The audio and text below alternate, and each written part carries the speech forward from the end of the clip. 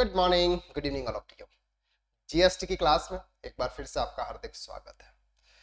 Previous class के अंदर हमने सप्लाई ऑफ जीएसटी में कवर किया था कि सप्लाई कब होती है, जब आप तीन कंडीशंस को फॉलो करते हैं। सबसे पहली कंडीशन है कि सप्लाई शुड बी गुड्स और सर्विस, या तो वो गुड्स होना चाहिए या फिर सर्विस होना चाहिए। इसके बाद हमने देखा था सप्लाई में कंसीडरेशन होना चाहिए, यानी कि समथिंग इन रिटर्न्स। अगर आप किसी को गुड्स भी दे रहे हैं, उसके एवज में आपके पास में कुछ न कुछ आना चाहिए, चाहे मनी आए, चाहे गुड्स आए, चाहे कुछ भी आए, या सर्विस आप रिसीव करें। और तीसरा हमने देखा था कि फर्दर अरेंज ऑफ बिजनेस, यानी कि वो आपके बिजनेस पॉइंट ऑफ व्यू से होना चाहिए, बिजनेस पर्पज से होना चाहिए, तो ही सप्लाई माना जाता है। और जब सप्लाई माना जाता है तो वहां पर जीएसटी अट्रैक्ट होता है। आज के लेक्चर्स में हम देखते हैं कि activities to be treated as supply even if made without consideration. Sir, हमने पहले तो ये देखा कि without consideration not a supply, लेकिन यहां पर हम देख रहे हैं कि अगर आप विदाउट कंसिडरेशन अगर गुड्स की सप्लाई करोगे, फिर भी वो सप्लाई माना जाएगा और उस पर आपको जीएसटी पे करना पड़ेगा। तो ये बताते हैं शेड्यूल 1 के अंदर, permanent transfer disposable of business asset. Sir, अगर आपका बिजनेस है और बिजनेस में आपका कोई एसेट है, एसेट का मतलब होता है फिक्स एसेट। अगर आप अपना फिक्स एसेट अगर आप किसी को विदाउट कंसीडरेशन अगर आप किसी को सेल्स कर देते हैं या किसी को ऐसे दे देते हैं, तो उस पर भी आपको जीएसटी पे करना पड़ेगा। लेकिन उसकी कुछ कंडीशंस है, वो कंडीशंस क्या है वो हम यहां पर समझते हैं। Any kind of disposal or transfer of business assets made by entity on permanent basis even though without consideration qualify as a supply। Sir, अगर आप अपनी बिजनेस एसेट्स किसी को विदाउट कंसीडरेशन भी दे रहे हैं तो भी सप्लाई मानी जाएगी। किस case? It is important to note that provision would apply only कब? ये if input tax credit has been availed on such assets, therefore in order to qualify the supply under the para following conditions to be satisfied। Sir, ये तब होगा जब आपने उस asset पर input tax credit ले ली होगी। क्या ले ली होगी सर? इनपुट टैक्स क्रेडिट अगर आपने उस एसेट्स पर ली है और वो एसेट्स अगर आप विदाउट कंसीडरेशन भी अगर आप किसी को सेल्स करते हो तो उस पर आपको जीएसटी पे करना पड़ेगा। क्या कंडीशंस है? देयर मस्ट बी डिस्पोजल और ट्रांसफर ऑफ बिजनेस एसेट। ये क्या होनी चाहिए सर? या तो ट्रांसफर होनी चाहिए या डिस्पोजेबल होनी चाहिए। Transfer disposal must be permanent, और ये हमेशा हमेशा के लिए होनी चाहिए। और ITC must have been available on such business asset, और उस पर आपने आईटीसी ले रखी होगी। अब सर समझते हैं, उसके पॉइंट्स को ध्यान से समझने की कोशिश करते हैं। फॉर एग्जाम्पल, एक बिजनेस है XYZ का, ठीक है। XYZ एक बिजनेस है जिसके अंदर एक एसेट है। उस एसेट्स की वैल्यू थी सर 1 लाख रुपीस जब उन्होंने परचेज किया था। एसेट्स को रिकॉर्ड करने के दो तरीके होते हैं।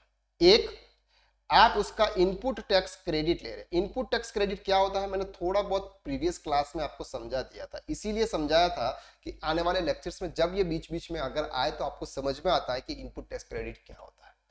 दूसरा होता है sir without input tax credit, यानी कि आप उसका इनपुट टैक्स क्रेडिट नहीं ले रहे हो।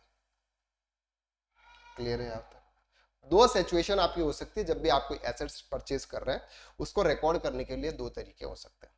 अब उस एसेट्स पर जीएसटी चार्ज हुआ है सर 18,000 रुपये, 18,000 रुपीज। टोटल इनवॉइस है सर आपका 1,18,000। क्लियर है आपको यहां तक?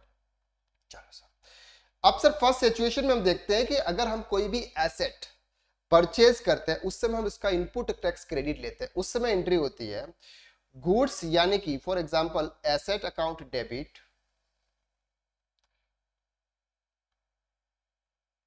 Rupees 1 lakh and GST account. अब जीएसटी में क्या होगा? सीजीएसटी होगा, एसजीएसटी होगा, आईजीएसटी होगा, वो तो हम आने वाले लेक्चर्स में कवर करेंगे।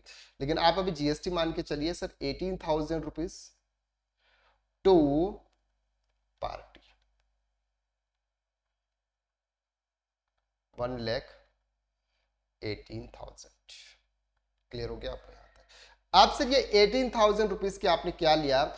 इनपुट टैक्स क्रेडिट ली। जब आप कोई भी सेल्स करोगे और जब पार्टी से आप कलेक्ट करोगे, फॉर एग्जांपल आपने कुछ सेल्स किया और उनसे कलेक्ट किया जीएसटी आपने 20,000, अब ये जीएसटी आपको गवर्नमेंट को पे करना है, क्योंकि जब जो भी जीएसटी कलेक्ट करते हैं वो गवर्नमेंट को हमको देनी होती है। लेकिन ऑलरेडी हमने सर 18,000 का जीएसटी उस एसेट्स पर दिया था, तो हम माइनस कर देंगे और 2,000 रुपीज ऑफ जीएसटी गवर्नमेंट को पे करेंगे। That's called input tax credit. ये होता है इनपुट टैक्स क्रेडिट। तो यहाँ पर हमने क्या लिया, इनपुट टैक्स क्रेडिट इस एसेट्स पर ले लिया। तो एसेट्स की वैल्यू यानी कि बैलेंस शीट्स में जो फिगर जाएगा एसेट्स में, ये जाएगा 1 लाख रुपीज। जो डेप्रिसिएशन आपको मिलेगा, ये डेप्रिसिएशन मिलेगा सर आपको 1 लाख रुपीज पे, और 18,000 का आपको इनपुट टैक्स क्रेडिट मिल जाएगा। पहली सिचुएशन। दूसरी सिचुएशन है sir no input tax credit. तो आप यहाँ पे लिखेंगे sir assets account debit 1,18,000 total to party account. आपकी बैलेंस शीट्स में जब जाएगा सर 1,18,000 रुपीज का पूरा अमाउंट आपकी बैलेंस शीट में जाएगा, पूरा अमाउंट आपके बैलेंस शीट में जाएगा। और जो डेप्रिसिएशन चार्ज होगा सर ये 1,18,000 रुपीज पर होगा। अब यहां पर बोल रहे हैं ये शेड्यूल 1 बोलता है कि सर अगर ये वाली एसेट्स अगर आप किसी को विदाउट कंसिडरेशन भी अगर आप किसी को सेल्स कर ट्रांसफर करते हो या किसी को दे देते हो, तो वहां पर भी आपको जीएसटी पे करना पड़ेगा। ऐसे नहीं चलेगा कि जो आईटीसी आपने ले रखी है फिर वो आईटीसी आपने किसी को विदाउट कंसिडरेशन दे दी। लेकिन यहां पर सर अगर आपने जीएसटी की इनपुट टैक्स क्रेडिट नहीं लिया हुआ है, जीएसटी की इनपुट टैक्स क्रेडिट आपने नहीं ली है, या फिर इस पर ब्लॉक है, आप जीएसटी के इनपुट टैक्स क्रेडिट ले ही नहीं सकते, ब्लॉक है, इन दोनों सिचुएशन में अगर आप ये विदाउट ट्रांसफर भी करोगे ना, विदाउट कंसिडरेशन, तो यहां पर आपका जीएसटी अट्रैक्ट नहीं होगा। क्लियर हो रहा है आपको? ये कंडीशन समझ में आ गई? आप सब समझते हैं। ये जो एसेट्स हमने 1 लाख रुपीज की परचेस की सर, फॉर एग्जाम्पल 5 साल बाद उसका डेप्रिसिएशन वैल्यू थी सर फॉर एग्जाम्पल 54,000। डब्ल्यूडीवी थी, रिटर्न डाउन वैल्यू उस एसेट्स की 54,000 रुपीज थी। ये डब्ल्यूडीवी क्या था, ऐसा ही हमने एडवांस अकाउंटिंग में कवर किया हुआ है, तो आपको कंफ्यूज नहीं होना है कि सर ये डब्ल्यूडीवी क्या होता है। ठीक है, तो 54,000 उसकी डब्ल्यूडीवी है, और ये एसेट सर हमने हमारी सिस्टर को गिफ्ट कर दी कि पड़ा है, ठीक है ले जाओ इसको, हमें कोई यूज नहीं करना। फॉर एग्जांपल ये था एक कंप्यूटर लैपटॉप था, ये 1 लाख रुपए का लैपटॉप हमने लिखा था और 5 साल यूज किया। फॉर एग्जांपल 54,000 उसकी डब्ल्यूडीवी दिख रही है, और हमने सिस्टर को बोला कि आप इसको यूज कर लो। तो यहाँ पे अब क्या होगा सर, जीएसटी अट्रैक्ट होगा। वो आपको पैसे नहीं देगी, सिस्टर आपको पैसे नहीं देगी, लेकिन यहाँ पर आपको जीएसटी अट्रैक्ट होगा। क्लियर हो गया? लेकिन एक चीज और ध्यान से समझना, आपकी बुक्स के अंदर एसेट है, प्रैक्टिकल बात कर रहे हैं, आपकी बुक्स के अंदर एसेट है, आपकी बैलेंस शीट्स में दिख रहा है सर एक कंप्यूटर। अगर हम बात कर रहे हैं फाइनेंशियल ईयर 24-25 की, ओपनिंग कंप्यूटर्स में दिख रहा है सर 54,000। ठीक है, सितंबर 2024 में हमने ये कंप्यूटर अपनी सिस्टर को दे दिया कि लेके जाओ, घर पे लेके जाओ, इसको अब यूज करना।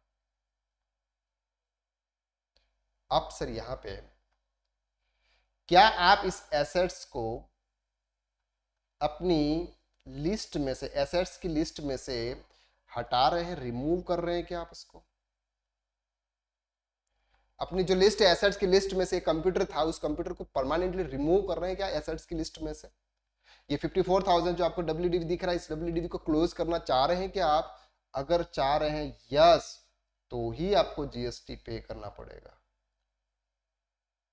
तो ही आपको जीएसटी पे करना। अदरवाइज सर अगर एसेट्स तो आपने आपकी सिस्टर को दे दी, लेकिन बुक्स के अंदर पड़ी हुई है, बुक्स के अंदर पड़ी हुई है, उस पर कुछ भी नहीं है, बुक्स के अंदर है एसेट्स, आपने तो परचेज की थी, आप उसका यूज कर रहे हैं, लेकिन वो एसेट्स अब आपने किसी और को दे दी, लेकिन बुक्स में तो है, आप इसका डेप्रिसिएशन ले रहे हो, सब कुछ चल रहा है आपका, तो फिर आपको यहाँ पर जीएसटी पे करने की जरूरत नहीं। उन्होंने बोला परमानेंट ट्रांसफर होनी चाहिए ऑन डॉक्यूमेंट इनवॉइस बनना चाहिए उसका कि आप उसको एज ए गिफ्ट में दे रहे हो, तब जाके सर वो आपका जीएसटी अट्रैक्ट होगा।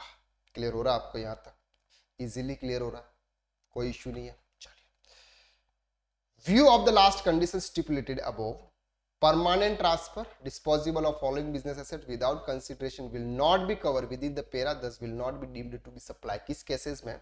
business assets on which ITC is block not available under GST. यानी कि जो एसेट्स हमने परचेज किया था उस पर आईटीसी ब्लॉक है, आप उस पर आईटीसी नहीं ले सकते। अगर ये एसेट्स अगर आपने किसी को सेल्स की तो वहां पर जीएसटी अटैक नहीं होगा, सप्लाई नहीं माना जाएगा। Business assets through eligible ITC, ITC not been avail to the registered person. Register आप आईटीसी ले तो सकते थे लेकिन आपने आईटीसी ली नहीं थी, तो ऐसे केसेस में भी अगर आप किसी को भी विदाउट कंसिडरेशन ट्रांसफर करते हो तो वहां पर आपको जीएसटी पे नहीं करना है। क्लियर? एग्जांपल देख लेते हैं। Dhruv gives old laptops being used in business to his friend free of cost. उसके पास में एक लैपटॉप था, अपने फ्रेंड को फ्री ऑफ कॉस्ट पे दे दिया। This will qualify as a supply provided input tax credit has been availed by Dhruv on such laptop। अगर उसने क्या किया सर, इनपुट टैक्स क्रेडिट लिया हुआ है उस पर और ट्रांसफर कर रहा है, डिस्पोजल हो रहा है, यानी कि बिल बन रहा है, सब कुछ हो रहा है, तो फिर वहां पर आपको जीएसटी पे करना पड़ेगा। A dealer of air conditioner permanently transferred to the motor vehicle free of cost, ITC on said motor is blocked, the transaction will not constitute a supply, the condition available ITC on business asset transfer is not fulfilled।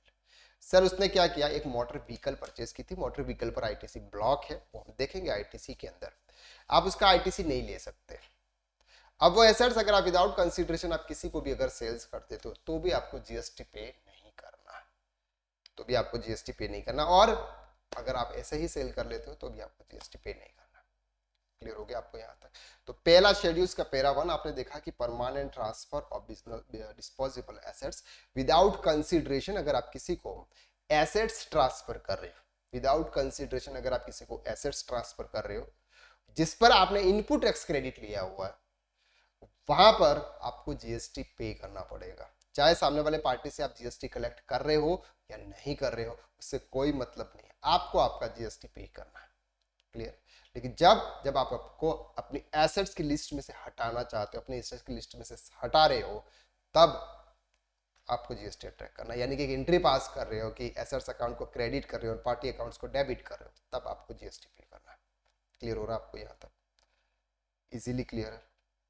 चलिए, supply between related person और distinct persons, ये क्या होता है? ये बहुत ही अच्छा chapter है, उसको भी हम ध्यान से समझेंगे नेक्स्ट लेक्चर में। छोटे छोटे लेक्चर्स हम इसलिए बना रहे हैं ताकि आप एक लेक्चर्स के ऊपर प्रॉपर तरीके से फोकस करें और एक टॉपिक आपका यहाँ पर फोकस हो।